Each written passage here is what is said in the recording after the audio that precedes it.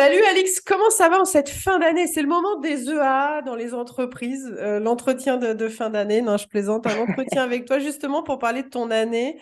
Est-ce que tu es contente de ta saison 2022? Écoute, je suis plutôt contente, ouais. Après, j'ai envie de te dire, j'ai un sentiment aujourd'hui un peu mitigé parce que la saison est bonne. On a fait 5 quarts de finale en World Tour, on a fait une finale en Challenger, on a battu les top pairs, ce qu'on n'avait pas fait l'année dernière et plusieurs fois. Mais ça se ressent pas au niveau du classement, c'est-à-dire qu'au niveau du classement, je suis toujours au même niveau que l'année dernière, donc c'est un peu frustrant parce que c'est une bonne saison, mais voilà, celles qui étaient juste derrière, bah, elles ont fait une saison encore meilleure. Donc ouais, content de la saison, mais bah, maintenant va falloir mettre les bouchées doubles pour essayer de progresser plus vite. Progresser c'est bien, mais maintenant il faut progresser plus vite que les autres. C'est le prochain Plus vite, prochain objectif. plus vite et gagner des places au classement. Tu es 24e là cette semaine. Tu déclarais le 1er août 2022. On n'est pas loin de passer un cap important avec ma partenaire Jessica Castello. Justement, est-ce que tu as l'impression d'avoir passé ce cap? Du moins dans le jeu, parce qu'effectivement, comme tu le dis, au niveau du classement, malheureusement, ça s'est pas encore ressenti, mais ça va venir. Dans le jeu, clairement, puisque comme j'ai dit, on a battu les top pairs cette année, ce qu'on n'avait pas fait l'année dernière. On a battu qu'une top pair en fin d'année, sur notre seul quart d'ailleurs de l'année dernière, en fin d'année. Et cette année, voilà, on a battu la paire numéro 4, on a battu la paire 3, on a fait 3-7 sur la paire 2, on a battu la paire 5. Donc voilà, il y a quand même des grosses victoires. Mais voilà, enfin, pour monter au classement maintenant, ça suffit plus. Il faut arriver à faire soit encore plus de quarts, soit arriver à aller faire des demi. Et on sait que ce cap-là, évidemment, il est dur à passer, hein, comme tout. Les caps sont de plus en plus durs. Mais en tous les cas, oui, en termes de niveau de jeu, on a clairement passé un cap, hein. Personnellement, j'ai passé un cap et en tant que père avec Jess aussi. Et t'as envie de quoi l'année prochaine? Qu'est-ce que t'aimerais? Donc là, j'ai bien compris, c'est-à-dire avoir un meilleur classement, mais c'est quoi? T'as eu encore des domaines dans lesquels tu peux encore être encore plus performante pour passer le Bien cap? sûr, heureusement que j'ai encore de la marge de progression, mais évidemment, bah, tout ce qui est encore travail de défense, les vitres, même si je pense que je me suis assez améliorée cette année, mais voilà, me donne encore plus de temps parfois. J'ai progressé dans le jeu un petit peu plus agressive, mais voilà, en faire peut-être encore plus de temps en temps, rajouter du jeu court à mon jeu, un peu plus d'amorti, un peu plus de jeu dans les grilles. Voilà, bon, ça, c'est des trucs un peu précis, mais évidemment que c'est des caps à passer et voilà, et utiliser encore mieux mon physique sur le terrain. Voilà, il y a plein de trucs, plein de trucs. Heureusement, je préfère dire ça aujourd'hui que dire bah non, je fais tout parfaitement et je suis bloqué. Je pourrais pas Non, m'améliorer. heureusement. Heureusement. Mais Donc, t'es jeune voilà, encore, t'es heureusement. jeune. Au niveau Ouais, dans le panel, je suis jeune. Ouais, c'est ça. Quand tu regardes, il y en a, ils ont 43, 44 ans. Au niveau de ta structure d'entraînement, tu gardes la même?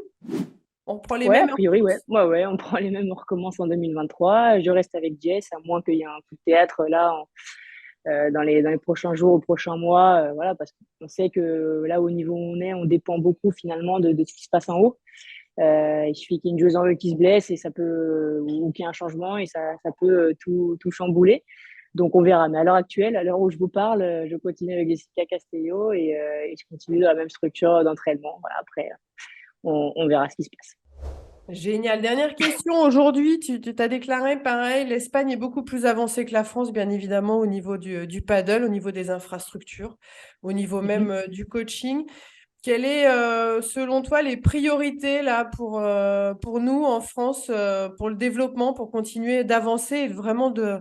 Parce que là, aujourd'hui, sur le territoire, le paddle est en plein boom. Comment continuer justement à avancer de la meilleure des manières? Je pense que ce qui est important, c'est d'arriver à ce que les femmes jouent un peu plus peut-être. Et pour moi, mettre un accent sur les jeunes. On a besoin de jeunes qui s'entraînent, qui soient dans pas forcément dans des académies, mais voilà, qui soient avec des projets d'entraînement chaque jour, padel, physique, un truc un peu sérieux, parce que c'est ces jeunes-là qui vont faire que la France sera forte dans 8-10 ans. Voilà, pour moi, c'est évidemment la clé à l'heure actuelle, c'est les jeunes. Et quant au plus haut niveau, on va dire, un peu plus l'élite, si on peut dire, Je pense que ce qui est important, c'est que notamment chez les filles, c'est quoi, il y a plus de filles qui jouent. Alors, c'est sûr que c'est des sacrifices à faire, c'est peut-être des Mm. sacrifices financiers, tout ça, mais c'est vrai que d'arriver à jouer un peu plus de filles, un peu plus de pré-prévérant à pas le tour, à la péter, enfin, c'est bien d'essayer pour les filles en France d'essayer de jouer des matchs qui sont durs contre des Espagnols où elles sont en difficulté, où il faut trouver des solutions, prendre des tôles même les premières fois. Et plus tu joues, ben, moins tu prends des tôles et à un moment donné, tu arrives à les gagner. Au final, c'est ça qui fait qu'après, on arrive à un mondial et on est prêt. On est prêt à ça. Donc, je pense qu'il y a deux choses importantes. Voilà, mettre l'accent sur les jeunes pour le futur. Évidemment, les femmes, et essayer à faire jouer un peu plus de femmes. En Espagne, il y a énormément de femmes qui jouent beaucoup, beaucoup, beaucoup. Je crois qu'il y a eu 60-40, si je dis pas de bêtises, Ah ouais. 60% d'hommes et 40% de femmes, donc c'est énorme. Et voilà, pour le côté un peu plus haut niveau, bah voilà, que les filles puissent, alors d'être aidées d'une certaine façon pour qu'elles puissent le faire, parce que je suis bien consciente que c'est loin d'être facile de s'impliquer beaucoup, mais je pense que c'est important aussi. On arrive là, c'est Noël. La liste au Père Noël. Allez, tu peux lui demander là, deux cadeaux. Ce serait quoi pour 2023? Un grand classement? Ouais, Encore plus grand, parce qu'il est déjà beau ce classement. ouais, Attention. non, mais ouais, monter au classement, évidemment, j'ai envie de m'approcher du top 15, évidemment, j'ai envie de jouer le master final l'année prochaine. C'était l'objectif cette année. Malheureusement, on n'a pas réussi. Mais comme je l'ai dit, plus parce que d'autres derrière ont très bien joué. Mais voilà, Donc, jouer le master de final. jouer le master final l'année prochaine et voilà, me rapprocher du top 15 pour l'année prochaine, ce serait très beau déjà. Bah, écoute, je te souhaite d'avoir justement ces résultats-là et que tes souhaits se réalisent. Merci, Alix. Merci, merci à toi.